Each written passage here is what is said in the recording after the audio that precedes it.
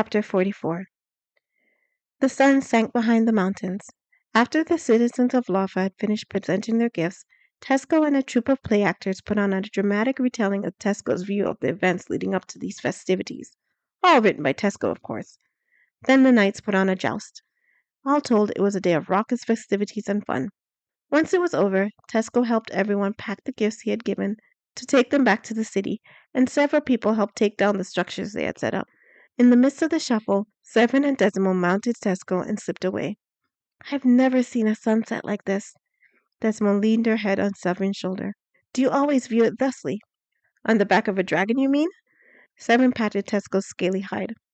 "I can say with certainty he hasn't." Tesco adjusted his grip on the rock he had alighted on. The rock stood perched on the top of a high foothill close to the mountains. Desimone chuckled. "I meant out in the wild, away from the city." "Can't say that I have," Sevrin said. "I'm always looking at it from my field while trying to finish up my work for the day."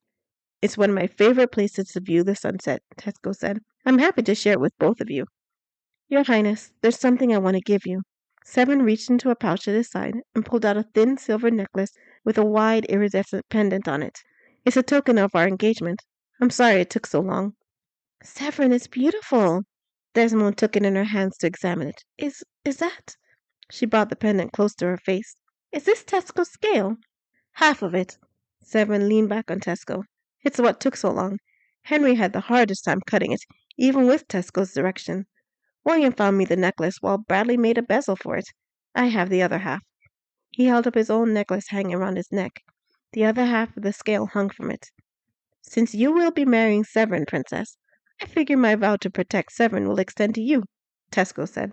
"This is wonderful. Both of you, thank you."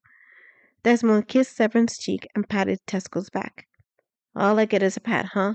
Tesco sighed. "I suppose it's the nature of things." "Sevrin." Desimone lifted her hair so Sevrin could fasten the necklace around her. "I'm so glad you came into the orchard that day."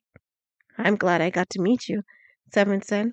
The two of them leaned in close to each other and started whispering and giggling to each other, completely disregarding Tesco's presence further. Tesco smiled as he gazed at the sunset. Let them ignore him for a while. The two of them deserved the chance to show each other how much they cared, finally, after all those years.